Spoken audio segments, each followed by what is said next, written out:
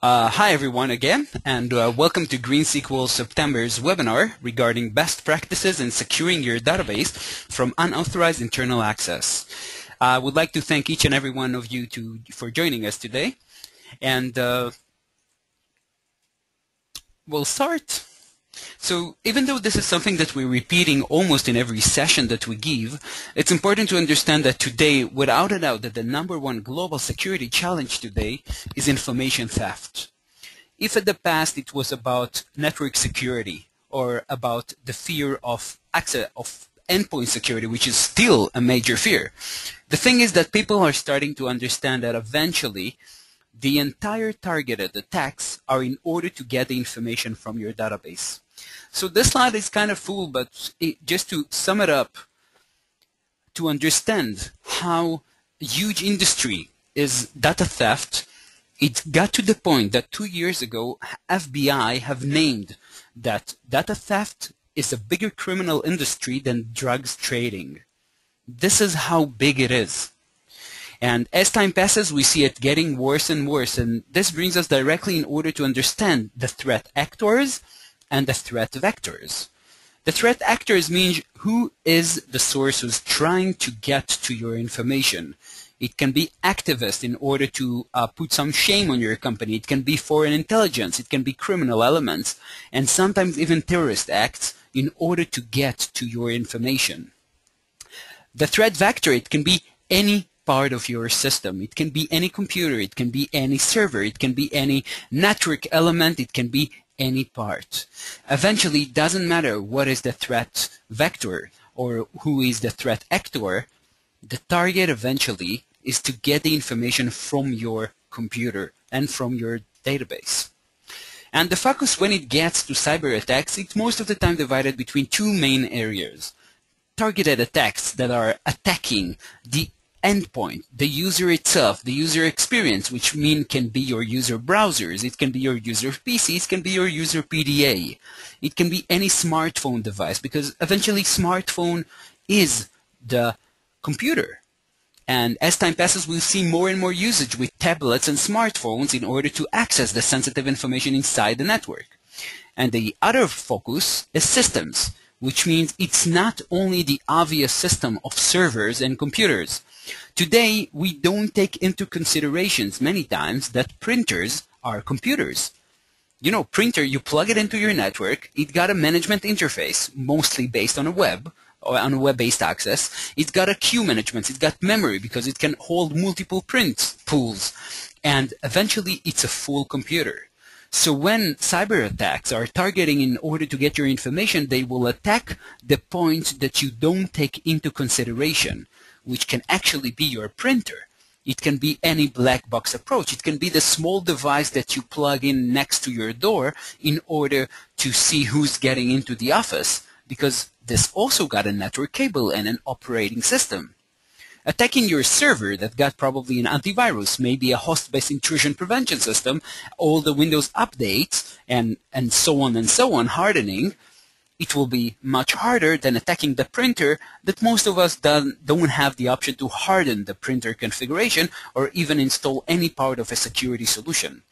And from statistics that we've seen, most of those black box devices like printers, like access point devices, like other devices that have network cable, most companies don't even put it on a separated segment, which means on a separated VLAN on the network.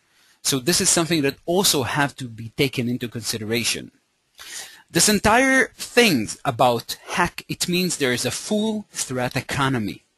And when I'm saying threat economy, there are sources, there are exploit writers, there are tools writers, there's a lot of middlemen in order to make sure that the information that is being stolen have value. People can actually sell this kind of information. And this is something that you have to understand, because if at the past people took into consideration and defined in their head that there's a difference between internal threat and external threat, today it's almost the same. Most of your employees and most of your colleagues are using browser on their computers that they access the most sensitive information. Some of us can afford Citrix servers or terminal servers or even Jetro in order to access the web more securely. but most of the time it's not in reality. And this means that when there is such a huge threat economy, people are starting to find it more and more interesting and more profit maker to get information from your databases. And this brings us, as we wrote also in the agenda, about the DBA's PC. Your DBA, even though he's a great DBA, or if you are a great DBA, your computer includes a lot of information. Eventually, you're still a person that shops online, a person that uses social networks online, a person that writes webmails using Gmail as a personal mail, or even just using Twitter. And because your DBA computer is a target to a lot of different types of access, a lot of different types of information. In the slides that you can see in front of you, you have to understand that even though the PC, and someone will tell you, no, I'm just using it for work, unless it's disconnected from the internet, unless it's disconnected from any kind of extranet that eventually will lead him to the internet, the PC includes and contains information that have a lot of value for attackers. And this is not even talking about what exactly he can do inside your database. Most of the time, the DBAs use their credentials and save them on their studio management or on the SQL log or any type of management tool that they use. So besides the information that you see in front of you, that each and every point of those information values have a huge value for attackers, the credentials, account credentials that are saved on this machine are providing a full access to the database. So just to summarize this up, just think about it. All it takes is a poisoned link that your DBA will click on in order to get to his PC. And inside his PC, all the information that you see in front of you will be stolen. The computer of the DBA will be used in order to attack other destinations, which means sort of a bot activity using a sophisticated Trojan horse, just a bot agent, and so on, in order to attack other destinations. It can be other computers, or it can be a part of a distributed denial of service network. But the most scary thing is that many times we do not audit the DBA access to the database. In our mind, when the access have been initiated from the DBA computer and the credentials that have been used are the credentials of the DBA, we consider it as secure. But there's almost no chance for us to truly see and to truly understand who exactly have generated the command to the database. Sometimes when companies correlate the working hours of the DBA as well as the access to the database, something doesn't look right. How come in Saturday night at about midnight, the DBA have entered the database and ran backup manually?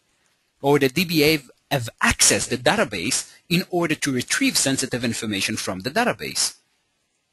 And most of the company do not run those types of correlations in order to understand and in order to see what exactly have been performed from the DBA PC or the DBA workstation, or even when it's connected from home. Many employees work remotely because it's needed and it's also important.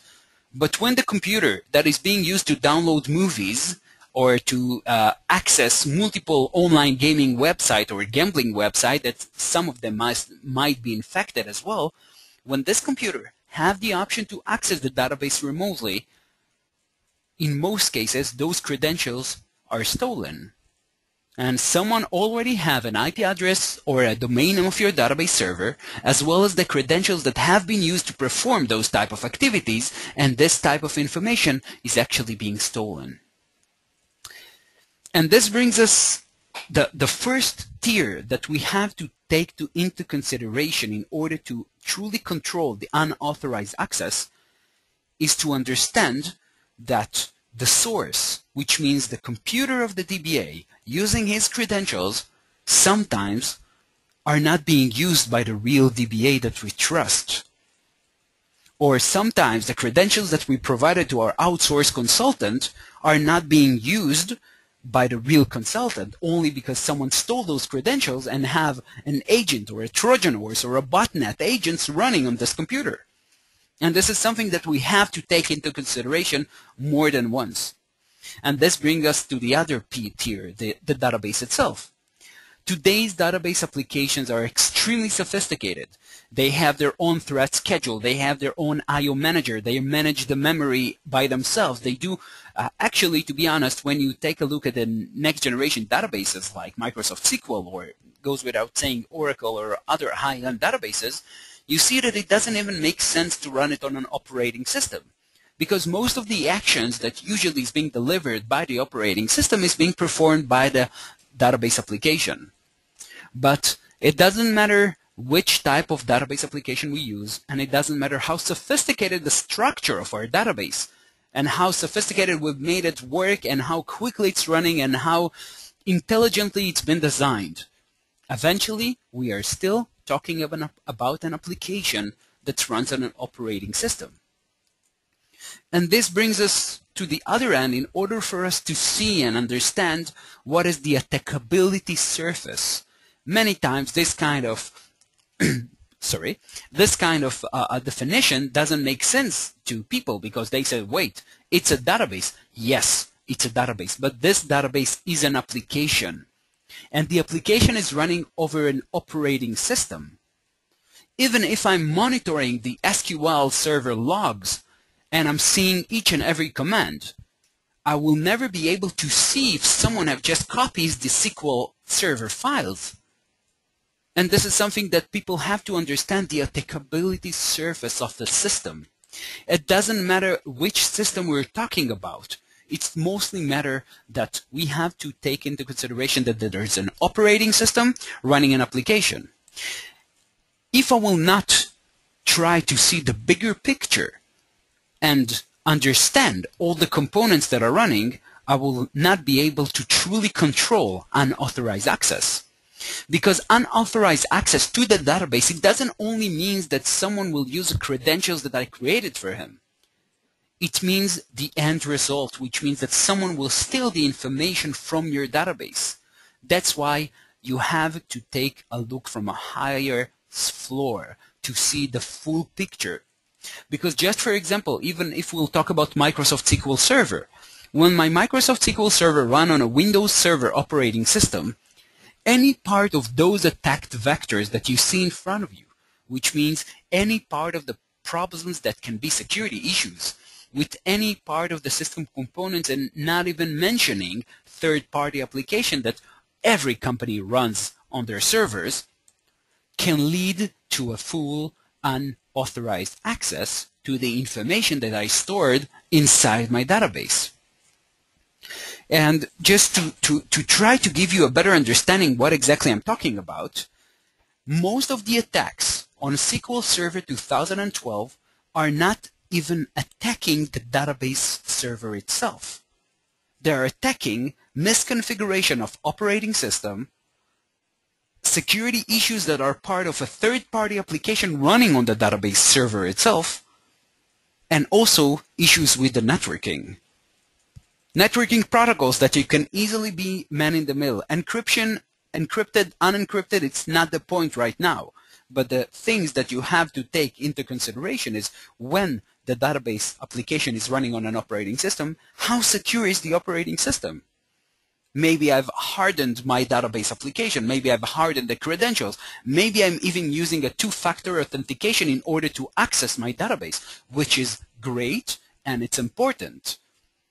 But the sad fact is that if someone will gain access to the operating system of my database server, none of this will matter, and someone will be able to steal files. If you're using encryption, it will lower the possibility that someone will be able to do something with that.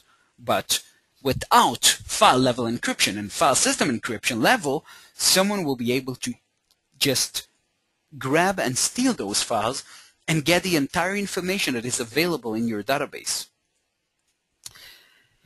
And when we're talking about unauthorized access, the drawing that you can see in front of you, this is actually an enterprise high-level design, which means any enterprise our days contains endless amount of databases. Endless amount. Most of enterprise company and medium to large companies doesn't even know where all their database is installed.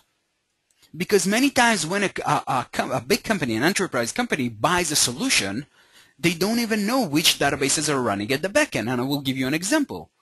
Many companies don't know that the most common CRM application that people install on premises, I'm not talking about a cloud as a service like Salesforce or something else, got multiple database server.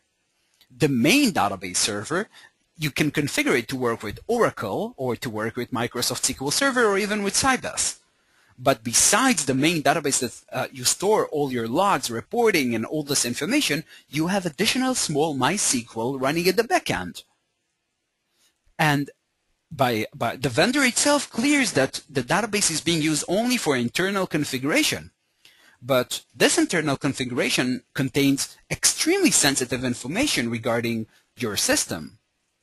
So if you don't, first of all, try to see the full picture, a true asset management regarding to map where are your databases. Most companies doesn't even know how many databases they have inside their infrastructures. And as time passes, I won't say it's getting worse because there's a lot of understanding the needs in order to implement database security solutions. But you have to start mapping all the elements that are part of your system, and you have to start understanding where exactly the database is connected. And if you would like to truly implement a database security solution, you will need to, first of all, understand and see where exactly are your database located as part of your infrastructure. And talking about unauthorized access, just take a look at this high-end, high-level enterprise architecture and try to figure how many users have access to how many endpoints and how many credentials is being used multiply by multiple applications, and who exactly have the knowledge regarding enforcing, where from, who's should access which type of information, only external security resources or only internal security resources, where exactly I enforce the separations between those part of architectures. And this is something that you have to start getting control. And one of the main problems that people are now just starting to truly understand and truly to implement is the need for a real separation of duties. And what exactly I mean by that? Your database, and it doesn't matter which database and which part of your application layer we're talking about, have two types of connections. The first one have the option what's called automatic. Well, it's automated connection by application that you have configured connection string once and everything is running by demand. If it's your web server, when someone's access your web application, your web server have the option to access or the application if it's a multi-tier architecture or directly to the database in order to retrieve or in order to update information, as well as any replication services, reporting services, any ETL approach application based, but you have the option to get automated connection to the database. The credentials are set, the accessibility is already set, the level of authentication and authorization that you have configured inside your database is set, and this is automated. The second type is a user-based connection, which means that any part of an ongoing work that is required on your database, someone will be connecting to the database. It doesn't matter if you're talking about a DBA, an IT operational, a QA team, a staging team, a operational support team, professional services team, outside consultants team. Doesn't matter who, but this is a user-based connection. Most of the time, it will provide them some sort of an administrative access to the database, and most of the time they will be using an administrative application in order to create this type of connection. And the user-based connection, people think this is the most scary part and we should only audit administrative command. But now, how can exactly you know which type of commands have been performed by which source? And this is something that many times people do not take into consideration in order to understand which exact source have which type of access to the database. And in order for you to truly understand the authentication and the authorization and to see who is doing what on your database, this brings you to the need to implement separation of duties. Separation of duties actually have started as a segregation of duties by Oracle many years ago in a package called Oracle Vault for Oracle database servers. This is an extremely expensive that now have been united with a database firewall solution by Oracle as well. But in general, separation of duties, it means that who should have which type of access to the database. And many times it's not really clear because we do not think about the small issues that might occur because someone have just a little bit more access rights. We think that it will not be used. But as I just mentioned earlier, when you have a web server connecting to the database in order to retrieve or to write information inside your database, you should have the option to make sure that none, and I repeat, none administrative commands should be able to be executed from this specific source. And to explain you why, naturally, your web application is not running any administrative commands. But if someone will have the option to bypass your web application security, if it's by exploit, if it's by application security attacks, if it's by SQL injection, any type of commands, suddenly your web server is not really your web server. This is an attacker that is using your web server just in order to connect to your database. So separation of duties means that each and every source, I repeat, each and every source, not only each and every employee or each and every user, each and every source should be limited only to the needed access he truly needs. And those are just a few examples, but try to map your entire architecture. If we talked just 2 minutes ago regarding an enterprise-grade architecture, so if the DBA that is connected to the database of my ERP system, why exactly should he have the option with his credential to retrieve sensitive information from my GIS system, and vice versa? How come my QA team that are only running tasks on my testing and staging environment of my CRM environment should have the option to run administrative commands or to view sensitive information inside my database? So separation of duties can be the option to block specific commands, which means enforcing sort of a database firewall in order to implement those type of separation of duties.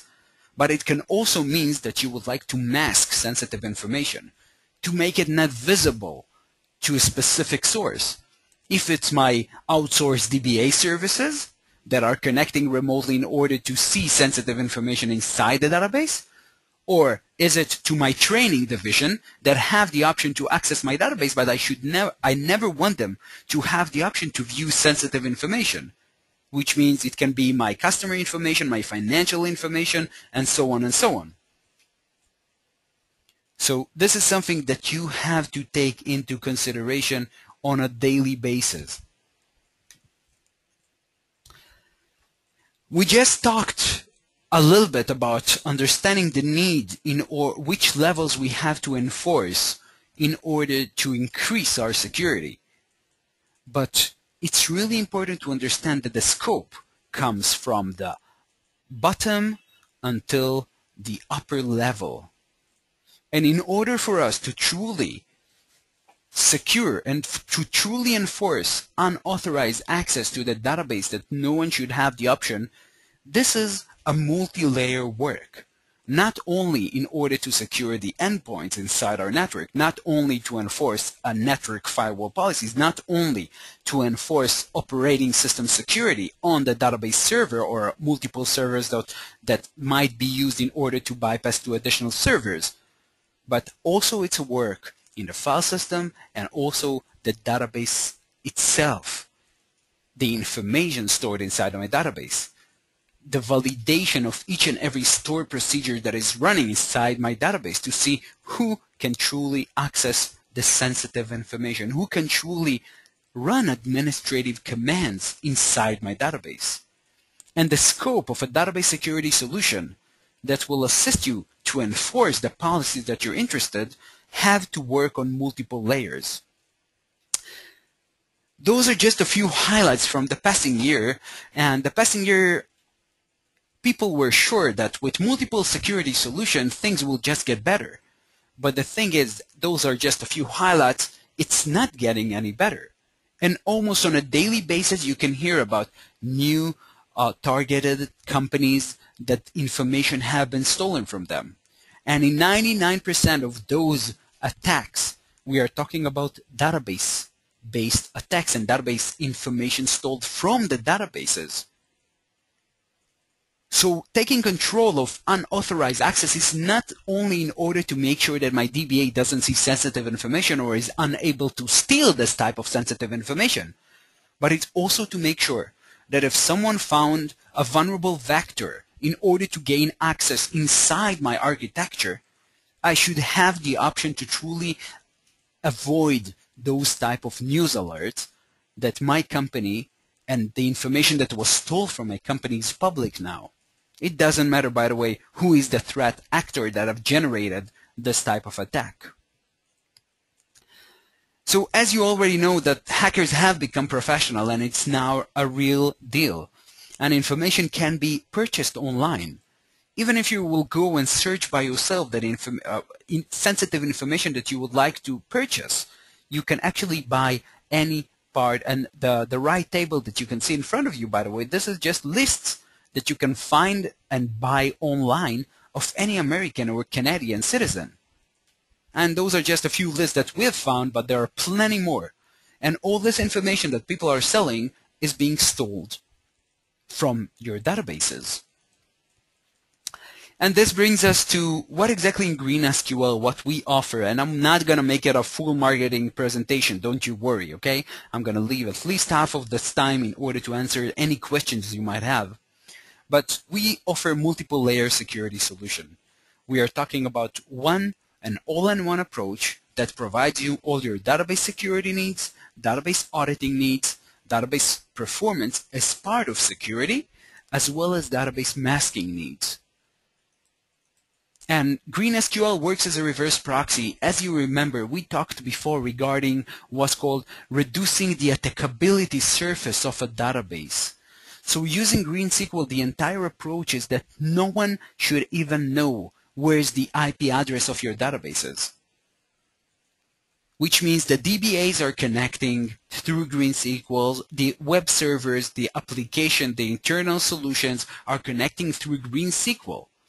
And once it's being done, and many times it's not truly understood, we are talking about 3 different layers that are running to your database. There is the connection layer that connects from a source to destination. The IP layer, in order for someone to know where is the database, all he needs is just the domain name or an IP address. Afterwards, there is a database application layer, which means the database protocol itself. And only after by mapping and having the option to attack this type of destinations, only afterwards comes the SQL grammar itself, which means to understand what exactly is being sent to the database, you have to parse each and every command. More than that, you have to retrieve, this is an ongoing process, your entire store procedures from the database and analyze them in your SQL grammar analyzer to see if someone have written any type of attack command inside of your store procedures. And if someone is able to use those store procedures in order to gain access from the database. So in Green SQL, it was really important for us to go through all those layers and to provide you an application-based solution that you can install on any part of your infrastructure in order to make it as easy to use as possible.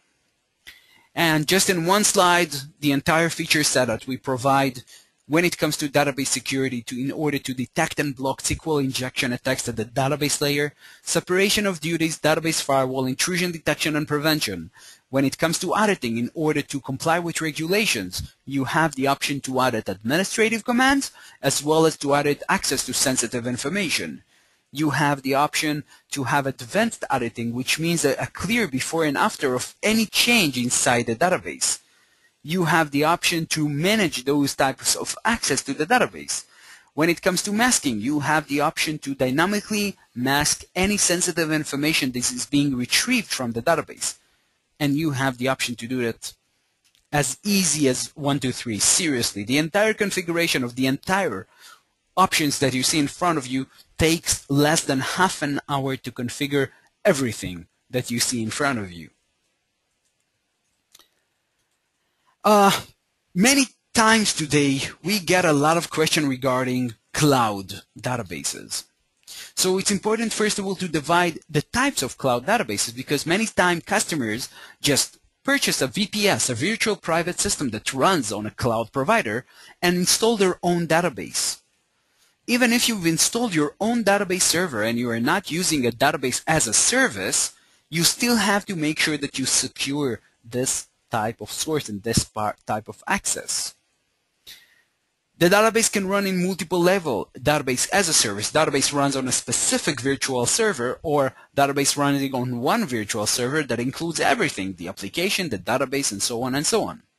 GreenSQL is a software-based solution that runs on any Windows operating system, server operating system, as well as on any Linux. So you have the option to run those type of commands and to enforce the security level that you're interested in an extremely easy manner, even if it runs on the cloud. So we've promised that we'll leave a lot of time for question and answers, so now it's your part, and I'll be more than happy to answer any questions you might have.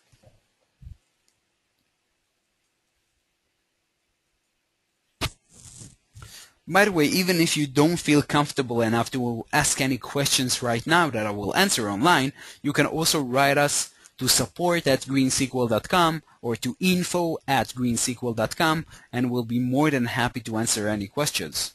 If you have any sales-oriented question, you can sell it to sales@greensql.com, as well as when you go to www.greensql.com, you have the option to talk with a representative right away. We have questions regarding in order to increase the trial more than 15 days. Yes, sir. You can contact our sales team, and the sales team will increase the evaluation time according to your needs, and more than that, you may have a professional service provider from GreenSQL assisting you in order to configure GreenSQL better, to fine-tune the configuration in order to gain all the needs that you have from GreenSQL. We have another question. When it comes to authentication enforcement, when many times, I will explain. The question is, can you truly enforce multiple authentication layers to the database? And when we're talking about access to the database, many times people don't know, but I will go through this really quickly in order to explain. When we're talking about the tiers that are connecting to the database, there is the application server. When we're saying application server, it can be a web server, it can be any type of administrative command application, but any source that is connecting to the database. When this source is connecting to the database is already providing resources in order to run this type of connection. And using GreenSQL, you can enforce which user will have access to the database. And this is really important. I will make it now clear. When in GreenSQL you enforce authentication layer, a user, the connection is not even being forwarded to the database if the appropriate user is not being used. So you have to understand that using a real database security solution and enforcing separation of duties will also increase the performance of your database, because no unnecessary connection will be generated to your database server. I hope this answers your question, sir. And we'll go to another questions. Can you please let me know how to create a proxy connection for the database? Yes, sir, it's not a problem. If you'll see in front of you now, this is the management system of GreenSQL. And it's extremely easy to have this type of configuration ready for you to do. The easiest way for you, sir, is to press on the upper level of the screen. You have a quick connect. Just to show you where it is, sir, you have, after you log in to the GreenSQL management, you have here a quick connect. When you press this quick connect, let me just clear this, you have the option to configure the connection name, which database you're using, where is the IP address of the database. By the way, even though it says Microsoft SQL Server, it also supports SQL Azure. So you can use also SQL Azure when it comes to your needs. And when you configure this, automatically the configuration will be created, which includes, as part of the GreenSQL, to configure the instance, which means where is the real database server exists, and the proxy itself. And once you have configured those, your entire connection string should be redirected to this destination of where you've installed GreenSQL. I hope this answers your question, sir, and we have another questions.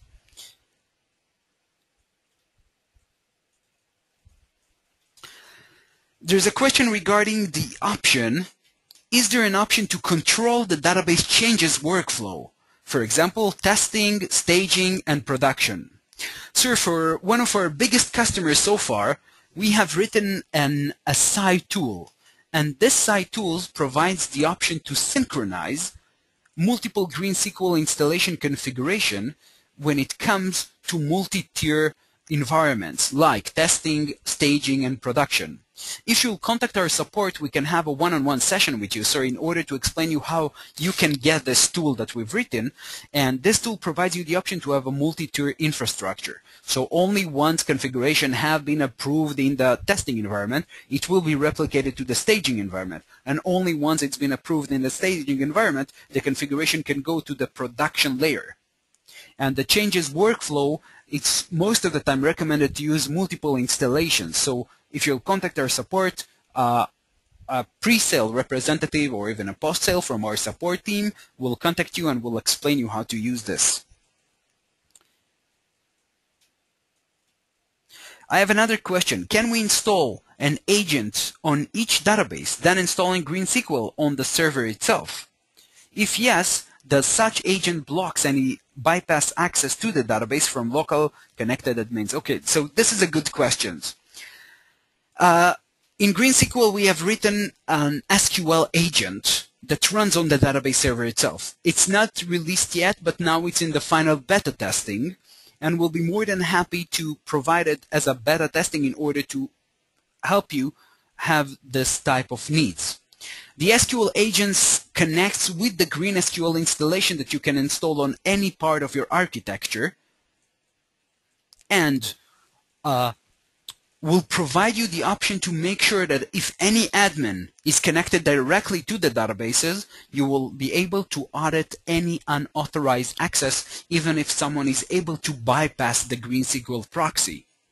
And this agent will be available in our next version in 2.6.1. Should be available this year for download over the internet. So if your only needs are auditing of administrative commands or auditing to a command, you can only install the agent, and there is no need to bypass the entire connection string of your application to GreenSQL. As well, if someone is trying to bypass or was successful in bypassing GreenSQL because you have a network connection directly to the database, you will be able to monitor this type of access. We have another question. Is there any security all for a connection from the outside? If you're talking about the GreenSQL itself, sir, the GreenSQL only checks for updates and license extensions. You don't need the GreenSQL to be connected to the internet. about 50% of our customers are installing GreenSQL in a non-internet connection environment, which means there is no need for outside connection. There is no need for you, sir, to see what exactly is being done, and there is known hole of any part of security all as part of our solution. So once you install GreenSQL internally, there is no need for it to talk outside the connection. I see additional question. Can you describe quick how this works? GreenSQL provides you the option to enforce multiple database security solutions, which means, first of all, you have the option, and you can see just now in front of you in the screen, to run three basic modes. To run a learning mode policy, which means the GreenSQL will study each and every query generated by the source and will provide you a group of queries that you can enforce if you'd like to allow them or block them. You can have a database firewall configuration, which means you can enforce the group of queries that you have studies and allow or block them, or you have the option to have a table-based configuration, which means that you can manually choose a specific table inside your database. For example, if we'll go to AdventureWorks, and inside the AdventureWorks we'll take the employee table, and I can now enforce, let me just press the create button. It's already created. If I have employees under AdventureWorks, I can decide which type of access I'm allowing to a specific source. So I can now write down the IP address of my DBAs. I can write the username that is being used if they use SA. I hope not, but their username is part of the Active Directory, as well as the application that they use, which most of the time is probably SQL Studio. And I can then decide that they should only have administrative access, not only to this table, but on any table inside my database. And the third rule that you can create as part of GreenSQL is what's called a risk-based policy. And risk-based policy provides you the option to create your own risk profiles that you can see on the left side, but also the option to detect and block SQL injection. The second mechanism that you can enforce is an extremely easy way to audit who is performing which type of access to your database. The first type is administrative access, so you have the option to log and monitor anytime someone is getting access and running administrative command on your database. All this information can be stored locally on GreenSQL, or you can upload those type of logs to your own database. And you can also get alerts over syslog or over mail. And the second type of auditing, you have the option to choose up to a column level, not only a table, but inside the database you can go inside and you can see that you can actually choose specific columns. If someone is trying to access the first name column, I would like to be alerted right away. If someone views, modifies, or deletes information in these columns, please email alert me. Once you configure the SMTP settings, GreenSQL can also send email alerts to you. And the third part of GreenSQL is the option for you to create rules in order to mask sensitive information for a specific source. If someone is connecting externally from my network, for example from my DMZ environment, so I can also set an IP range if needed, if someone is trying to access and to view, and we talked just a second before about, let's go to my contact information, and if someone is trying to view email address, you have the option to mask full email masking to anyone or to a specific source.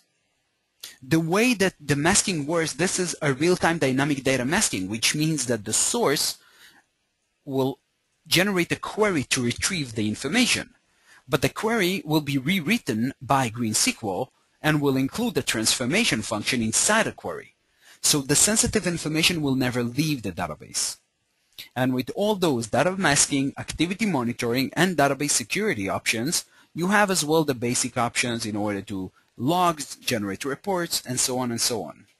I hope this answers your question, Miss. Additional question, what type of user authentication do you support? We in GreenSQL are forwarding the user authentication as is, which means you can enforce the users or groups that you'd like to access the database, but we do not generate a new type of authentication layer, which means that we are just forwarding it as is according to the user's approval list that you created, and we are not looking at the password layer or the authentication layer, which means that any authentication supported by the database server itself is also supported by GreenSQL. So it's completely transparent. Do we have any other questions? Gentlemen, please feel free. Ladies and gentlemen, of course, we have quite a few ladies online as well. Do you have any other questions? We'll be more than happy to answer them.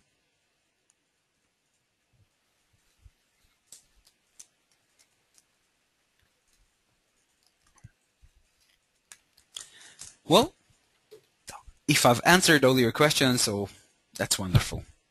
I would like to thank each and every one of you for joining us, and please join us as well next month for our monthly webinar. Next month is going to be extremely interesting, and we will be sending information about our next month's webinar within a week or so. And if you have any question whatsoever, please feel free to access our website and to contact us, our sales team, our representative, our support team at any time that you're interested. Thank you again, and have a great day, and hope to see you again soon. Bye-bye.